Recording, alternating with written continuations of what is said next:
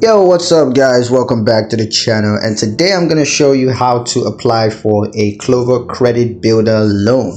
Let's get straight into it. So applying for a Klover credit builder loan is a pretty simple and straightforward process that can help you to build credit. So here's a step-by-step guide on how to do that. So first thing you want to do is to log into your Klover account.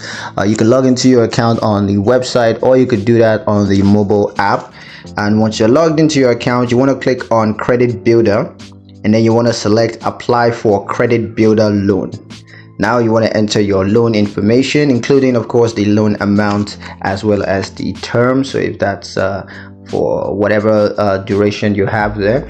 And so you want to view your loan options. Once you've submitted your request, you're going to have a couple of options to choose from, and once you choose one, just apply for a credit builder loan with that. And yeah, that's pretty much it on how to apply for a Klover credit builder loan.